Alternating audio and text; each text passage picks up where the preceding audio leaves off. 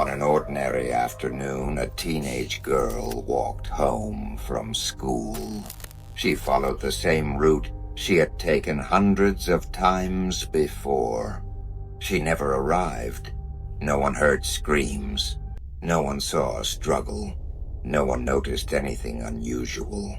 Only 11 minutes remain completely unexplained. This is case file number 7. The last 11 minutes. Her name was Emily Rowe. She was 16 years old, quiet, responsible, a good student, not known for taking risks.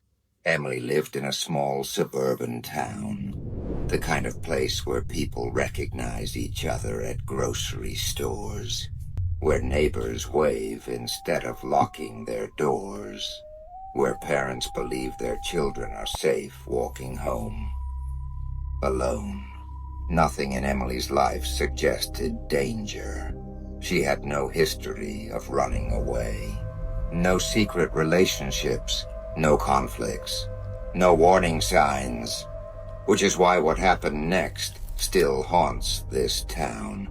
It was an overcast October afternoon. The air was cold, but not yet winter cold.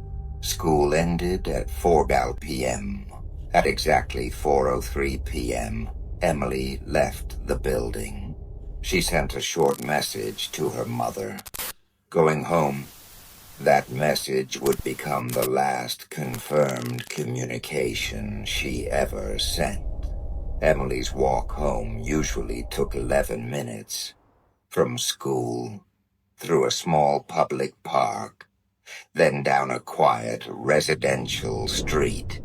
No alleys, no shortcuts, no dangerous intersections, just 11 minutes. At 4:06 p.m., a security camera near the park entrance captured Emily on video. She was alone, walking calmly, headphones in, backpack on her shoulder. Nothing appeared wrong. 3 seconds later, another figure entered the frame. A tall man, wearing dark clothing, a hood pulled low over his face. He stayed several steps behind her, not close enough to alarm her, not far enough to lose sight of her. His walking pace matched hers exactly. That camera was the last one covering the path. The next camera down the route never recorded Emily. Both of them disappeared between 2 points, less than 100 meters apart. At 4:10 p.m., Emily's phone lost signal. Not gradually, not weak reception. It shut off completely.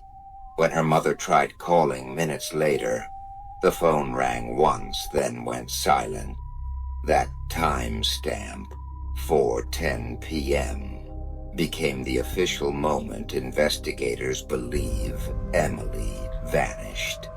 11 minutes after leaving school, police were notified within the hour.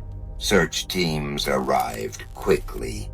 Officers searched the park. Volunteers joined in. Tracking dogs were brought to the scene. The dogs picked up Emily's scent immediately. They followed it along the park path, down the maintenance road, and then it stopped. Completely, as if Emily had been lifted off the ground. Near the point where the scent ended, investigators found one item. Emily's left earbud. It wasn't broken. It wasn't dirty. It wasn't crushed. It was lying on the ground intact. There were no signs of a struggle. No disturbed soil. No broken branches. No blood. Just a single earbud, placed quietly on the pavement, almost deliberately. Over the following days, investigators began examining potential suspects. The first was the man seen on the security camera. Despite enhanced footage, public appeals, and media coverage. He was never identified. No matching person ever came forward. No confirmed sightings were reported. To this day, his identity remains unknown. The second suspect was a white delivery van. Two separate witnesses reported seeing a white van parked near the far exit of the park that afternoon. The engine was running. The vehicle was positioned as if ready to leave quickly. Minutes after Emily disappeared, the van was gone. The license plate was partially obscured by dirt. The driver was never found.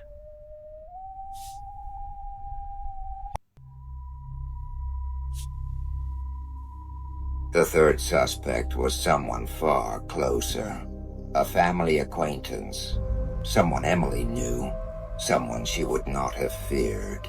He claimed he was at work during the time of the disappearance, but cell phone data placed him several kilometers away from that location. When questioned, he remained calm, measured, controlled, too controlled. But without physical evidence, investigators were forced to release him. As weeks passed, then months, then years, Emily Rowe was never found. No body, no clothing, no phone, nothing beyond that single earbud and 11 missing minutes. Investigators developed several theories. The first was a planned abduction. Someone familiar with the area, someone who knew the camera locations, someone who could act quickly and quietly. The speed of the disappearance supported this theory. The second theory suggested someone Emily trusted. There were no signs of resistance, no struggle, no panic. If Emily recognized the person, she may have followed willingly, even if only for a moment. The final theory was the most unsettling, that the crime was prepared long before that day, that the van was waiting, that the timing was calculated, that Emily was targeted, not randomly, but deliberately. To this day, none of these theories can be proven. The case remains open. Emily's room at home is untouched. Her family still believes she is alive, waiting somewhere to be found. 11 minutes. That is all it took. 11 minutes for a person to disappear completely. The hooded man, the white van, the silent phone, the untouched earbud.